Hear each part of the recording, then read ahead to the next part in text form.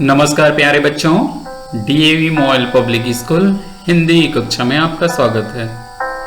आज मैं कक्षा 5 में आपको व्याकरण खंड से संज्ञा पढ़ाने जा रहा हूँ। इसके पूर्व वीडियो में मैंने आपको संज्ञा की परिभाषा, व्यक्तिवाचक संज्ञा और भाववाचक संज्ञा के बारे में आपको बताया था। आइए आज की कक्षा हम एक सुंदर विचार के साथ प्रस्तुत कर रहे हैं। आज का विचार है, अगर आप दूसरों के बारे में भी सोचते हैं तो आप सच्चे इंसान हैं। अर्थात अपने साथ साथ दूसरों की सुख सुविधा, दूसरों के हित के लिए हमको सोचना चाहिए। इन्हीं विचारों के साथ आज की कक्षा हम प्रारंभ करते हैं। संज्ञा किसी व्यक्ति, वस्तु, स्थान, भाव आदि के नाम का बोध कराने वाले जो शब्द होते हैं वो संज्ञा कहलाते हैं। इसको पूर्व में हमने बताया था। अब आज हम पढ़ने जा रहे हैं जातिवाचक, द्रव्यवाचक और समूहवाचक संज्ञा। सर्वप्रथम हम जानते हैं जातिवाचक संज्ञा, परिभाषा और उदाहरण के बारे में कि जातिवाचक संज्ञा किसे कहते हैं। तो जो शब्द किसी व्यक्ति, वस्तु, स्थान की संपूर्ण जाति का बोध कराता है उन शब्दों को क्या कहते हैं? जातिवाचक संज्ञा कहते हैं। जैसे गांव, स्कूल, आदमी, ये सब एक जाति का बोध कराते हैं।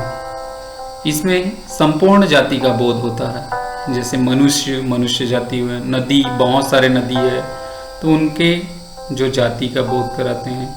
नगर, अलग अलग नगर है। पर्वत, अनेक पर्वत है, उनको भी एक साथ एक जाति के रूप में प्रस्तुत किया जाता है। ये जातिवाचक संज्ञा के रूप में जाना जाता है। अब जातिवाचक संज्ञा के यहाँ पे हमने और उदाहरण लिए हैं। जैसे स्कूल में बच्चे पढ़ते हैं, बच्चे खिलौने से खेल रहे हैं, बच्चे के जाति के बारे में बता रहे हैं। पेड़ों पर पक्षी बैठे हैं, पक्षियों के जाति के बारे में बता रहे हैं। सड़क पर गाड़ियां चल रही है, गाड़ी।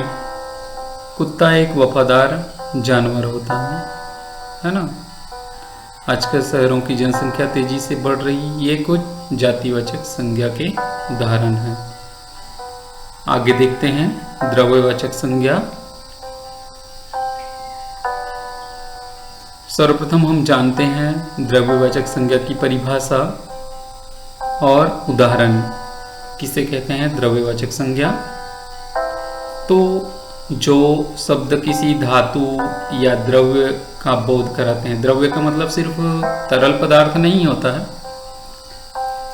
है ना। कुछ बहुमूल्य रत्न भी हो सकते हैं, जैसे सोना, चांदी, ये भी द्रव्य के अंतर्गत आते हैं। तो ऐसे शब्द जो धातु या द्रव्य का बोध करवाने वाले होते हैं वो द्रव्यवाचक संज्ञा कहलाते हैं। जैसे कोयला, पानी, तेल, घी, ये द्रव्यवाचक संज्ञा के अंतर्गत आते हैं।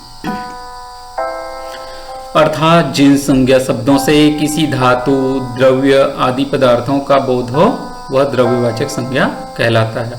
उदाहरण में हमने बहुत सारे शब्दों को लिया है जो हम प्रतिदिन उपयोग करते हैं, हमारे आसपास देखे जाते हैं। जैसे घी, तेल, सोना, चांदी, पीतल, चावल, गेहूं, कोयला, लोहा, ये सब घर में उपयोग करते होंगे आप लोग, है ना। इस प्रकार के जो संज्ञा है वह क्या कहलाते हैं? द्रव्यवाचक संज्ञा कहलाते हैं।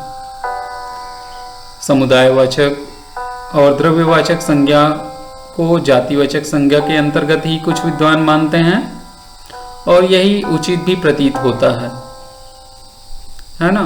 जातिवाचक संज्ञा के अंतर्गत इनको एक साथ मान लिया जाता है। कुछ उदाहरण के माध्यम से समझते हैं हम द्रव्यवाचक संज्ञा को। जैसे मेरे पास सोने के आभूषण हैं, तो सोना एक द्रव्य के अंतर्गत रखा गया है। 1 किलो तेल लेकर आओ, एक तेल जो है वह द्रव्य के रूप में है। मुझे दाल पसंद है, तो दाल यहाँ पर द्रव्य है। हमें रोजाना फल खाने चाहिए, तो यहाँ पर जो फल लिए हैं वह क्या है, द्रव्य के रूप में रखा गया है। मुझे पानी पीना है, पानी भी द्रव्य है। आप भी रोज जो प्रतिदिन उपयोग करते हैं घर में, जो द्रव्य की चीजें हैं, द्रव्य वस्तु के रूप में, उनके भी उदाहरण लिख सकते हैं। बाजार से सब्जी लेकर आओ, हमें स्वस्थ रहने के लिए घी खाना चाहिए, तो घी यहाँ पे द्रव्य है। मोबाइल द्रव्य है। मुझे सोने का हार खरीदना है, सोना, चांदी, लोहा, कोयला, दूध। मीठे व्यंजन में चीनी, तो चीनी भी द्रव्य। आम को फलों का राजा कहा जाता है। सबसे महंगा हीरा, हीरा द्रव्य है। सबसे महंगा हीरा कोहिनूर है, तो इसमें हीरा एक द्रव्य के रूप में लिया गया है। इस प्रकार ये द्रव्यवाचक संज्ञा के उदाहरण हैं। आगे देखते हैं समूहवाचक संज्ञा। नाम से ही स्पष्ट है, समूहों को दर्शाता होगा, है ना। जिन संज्ञा शब्द से किसी भी व्यक्ति या वस्तु के जो समूह है उनको समूहवाचक संज्ञा कहते हैं। जैसे बहुत भीड़ है, पुस्तकालय है, झुंड लगा हुआ है, सेना है, ये सारे समूहवाचक संज्ञा के उदाहरण हैं।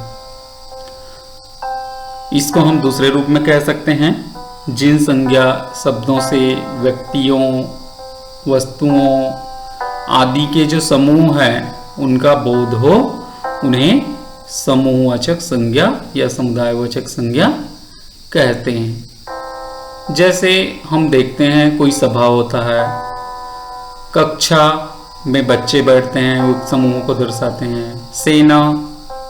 सेना में सैनिकों की जो समूह होती है। भीड़, पुस्तकालय और दल जो समूह के रूप में जाने जाते हैं, जिससे समूह का पता चलता है, वो समूहवाचक संज्ञा कहलाता है। उदाहरण के माध्यम से हम समझते हैं। जैसे यहाँ पर देखिए, भारतीय सेना दुनिया की सबसे बड़ी सेना है, तो भारतीय सेना के समूह के बारे में बता रहे हैं। कल बस स्टैंड पर भीड़ जमा हो गई, भीड़ के बारे में बता रहे हैं। मेरे परिवार में 4 सदस्य है, 4 सदस्यों के बारे में बता रहे हैं। मुझे 1 दर्जन केले खरीदने हैं, तो केले 1 दर्जन में है, तो समूह में है। भारतीय सेना विश्व की सबसे बड़ी सेना है, जैसे हमने वहाँ पे पहले ही उदाहरण में समझा। मेरी पूरी कक्षा के विद्यार्थी घूमने जा रहे हैं। अब विद्यार्थी पूरे कक्षा के बता रहे हैं, तो समूह में जा रहे हैं। जंगल में हिरणों का झुंड, अंगूरों का गुच्छा, फूलों का गुलदस्ता, ये सब समूह में ही हमको दिखाई देता है। मेरे परिवार में 4 सदस्य, मेला देखने बहुत सारे लोग आए थे, तो मेला में बहुत सारे लोग हैं, ये समूह में है। मेरे परिवार में 4 सदस्य के साथ कल रात को एक चोरों का समूह रंगे हाथों पकड़ा गया। चोर का जो समूह है वो भी समूहवाचक संज्ञा में आएगा, है ना। बच्चों, आशा करता हूँ कि आपको जो हमने आज संज्ञा के 3 प्रकार बताए वो आपको अच्छे से समझ आया होगा। अब अपनी अभ्यास पुस्तिका निकालिए और इन प्रश्नों का उत्तर लिखेंगे। पहला, समूहवाचक संज्ञा को एक उदाहरण सहित लिखना है। द्रव्यवाचक संज्ञा किसे कहते हैं, उदाहरण सहित लिखिए। तीसरा, जातिवाचक संज्ञा को उदाहरण सहित लिखिए। इस प्रकार संज्ञा के अर्थ, विभिन्न प्रकार आदि के बारे में हमने आपको बताया। आशा करता हूं कि बहुत अच्छे से आपको संज्ञा समझ आया होगा, है ना। आज के लिए बस इतना ही। बहुत बहुत धन्यवाद। अगले वीडियो में अगले विषय के साथ पुनः मिलेंगे। तब तक आप घर में रहें,